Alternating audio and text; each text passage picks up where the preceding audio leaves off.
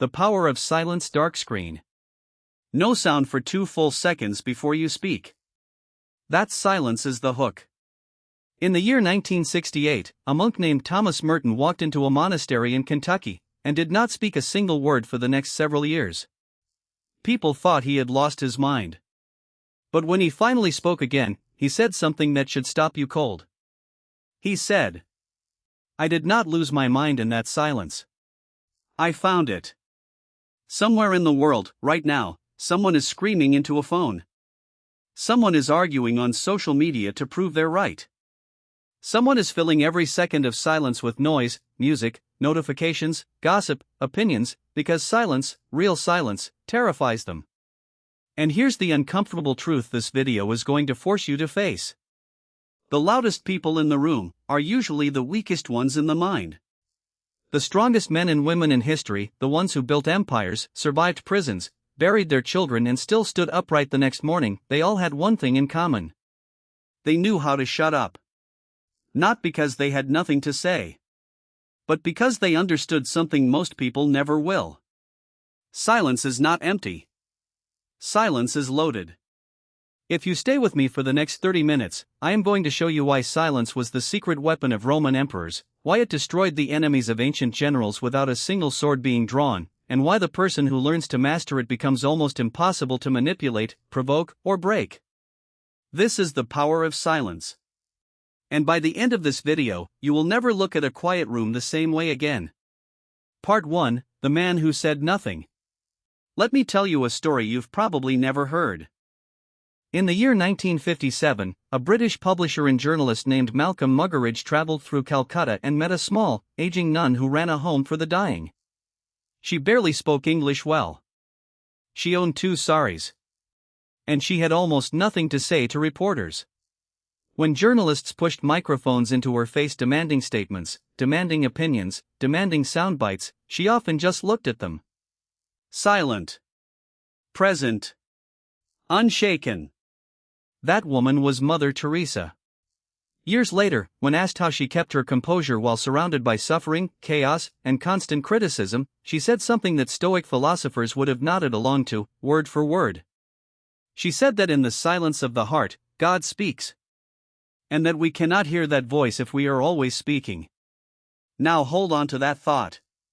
Because 1600 years earlier, a Roman emperor was writing almost the exact same idea, in a war camp on the frontier of the empire, at night, exhausted, trying to hold his own mind together.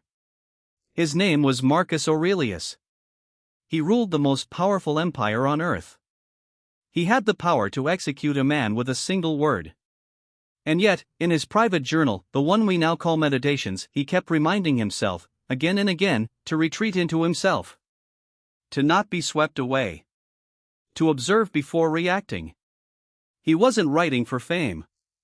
He was writing because he understood something brutal about human nature.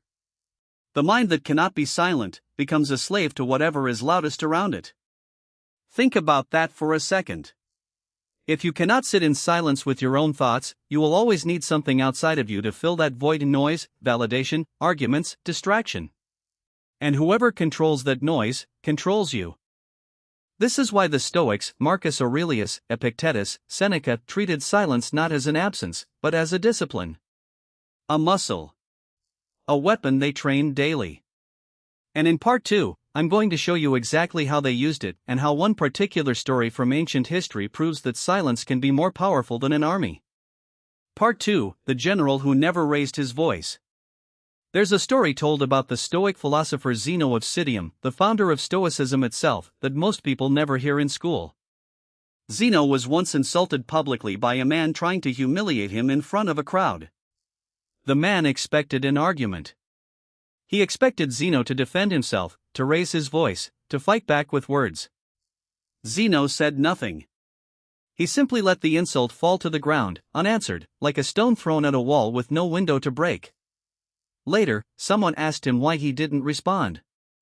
His answer, paraphrased across centuries, was essentially this: a wise man is not wounded by insults, the way an unripe fruit thrown at a wall leaves no mark on stone.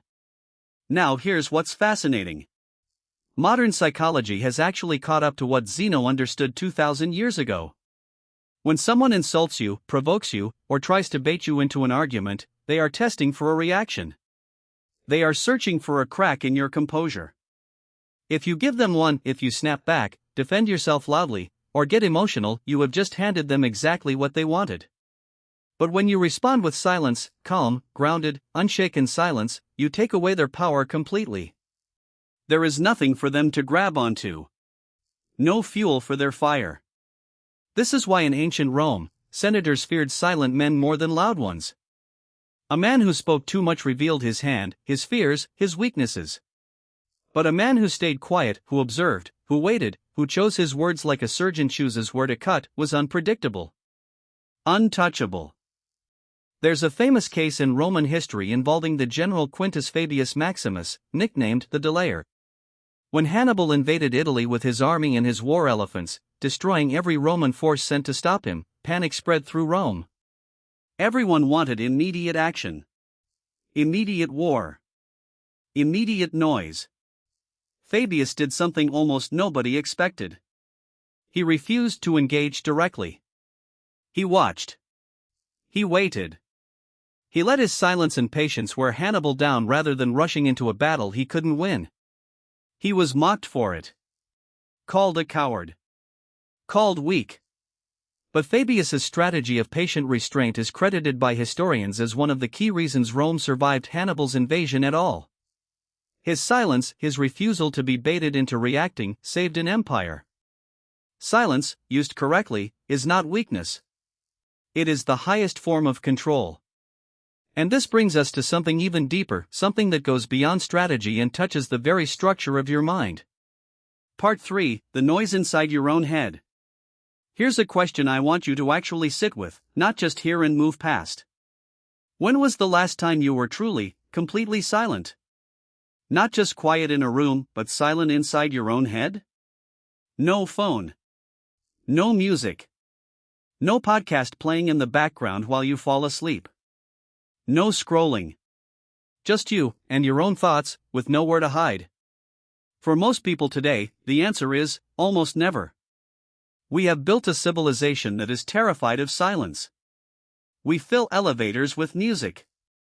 We fill car rides with podcasts.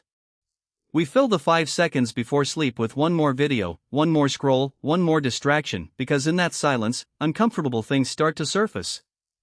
Worries we've been avoiding. Truths we don't want to face.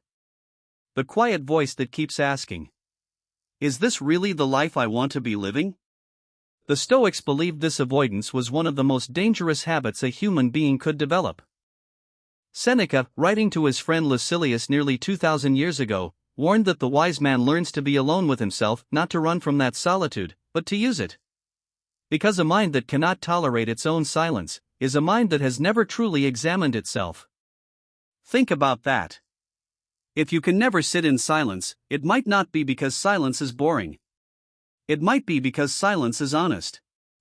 And most of us, if we're being truthful, are more comfortable with distraction than with honesty. This is why the Stoics practice something called the evening reflection, sitting alone in silence at the end of each day, reviewing their actions, their reactions, their mistakes, without judgment, without an audience, without noise.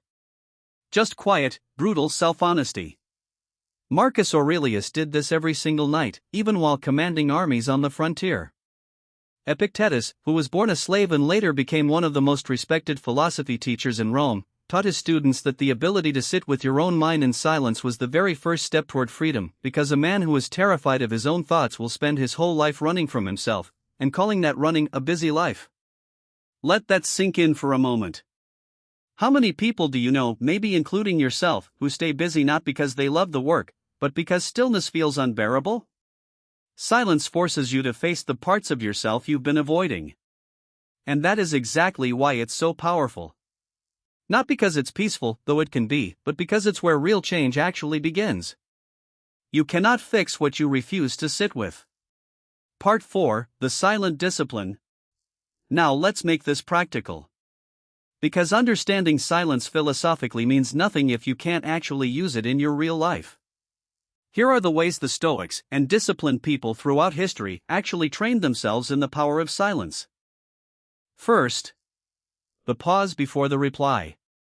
The next time someone insults you, criticizes you, or tries to provoke you, don't respond immediately. Count to 5 in your head. Just 5 seconds of silence before you speak. In that gap, you take back control. Most people react in half a second and regret it for years. A 5-second pause has ended arguments before they even started, saved relationships, and prevented decisions made in anger that could never be undone. Second, the daily silent hour. Pick 1 hour a day, even just 30 minutes to start, where you consume zero noise. No phone. No music. No podcast. Nothing. Walk. Sit. Think. Let your mind wander without steering it. This feels deeply uncomfortable for the first few days. That discomfort is the exact thing you're training against. Third, speak less than you want to. This one is hard for almost everyone. In conversations, in meetings, in arguments, practice saying less than your instinct tells you to say. Let there be a pause after someone finishes talking, instead of jumping straight to your response. You will notice something strange happen. People start listening to you more, not less, because your words start to carry more weight. When you speak rarely, your words matter more when you do. Fourth, withhold the reaction, not the feeling. This is crucial, and people often get it wrong. Stoic silence is not about suppressing emotion or pretending you feel nothing. It's about not handing your emotional reaction to whoever provoked it. Feel the anger if it's there. Notice it. But choose, deliberately, whether it deserves your voice. Fifth, let silence answer insults. When someone tries to humiliate you publicly, understand that your silence is often more devastating to them than any comeback could ever be. An argument gives them a stage.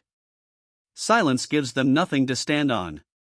These 5 practices sound simple. They are not easy. They take the same kind of daily repetition as training a muscle in a gym. But over months and years, something remarkable happens. You become someone who cannot easily be provoked. Someone whose calm cannot be shaken by someone else's chaos. Someone who thinks before every word, and because of that, is trusted, respected, and whether people can explain why or not, feared a little, in the healthiest sense of that word. Part 5, the final story. I want to leave you with one final story before we close. There's an account, retold by many who study Stoic philosophy, of Epictetus as an old man, teaching a room full of students. One young student, arrogant and eager to prove his intelligence, kept interrupting, kept arguing, kept trying to catch the old philosopher in a contradiction. Epictetus let him talk. And talk. And talk. He didn't defend himself. He didn't raise his voice. He simply waited. Eventually, the young man ran out of things to say. The room fell silent. And into that silence, Epictetus finally spoke calmly, briefly, without anger, and in a few sentences, said more than the young man had said in 10 minutes of noise. The lesson wasn't that Epictetus won an argument. The lesson was that he never needed to fight for control of the room. His silence had already given it to him. This is the deepest truth about the power of silence, and it's the one I want you to carry with you long after this video ends. Silence is not the absence of power. It is power, waiting. The calm parent who doesn't scream still commands the room. The leader who doesn't panic in a crisis is the one everyone looks to. The person who doesn't need to win every argument is often the one who was right all along. In a world that rewards the loudest voice, the fastest reaction, the most aggressive opinion, choosing silence is an act of quiet rebellion. It says, I do not need to prove myself to you. I do not need your validation. I am not afraid of the quiet, because I have already made peace with what lives inside it. Marcus Aurelius once reminded himself that very little is needed to make a happy life. It is all within one's own thinking. One's own soul. Maybe that's the whole point of silence. Not that it gives you something new, but that it clears away everything fake, so what was always true about you can finally be heard. If this video gave you even a moment of that stillness, do one thing for me before you go. Close this video and sit in silence for the next 60 seconds. No music.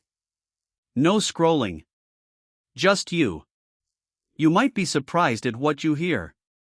This has been Stoic Mind. I'll see you in the next one.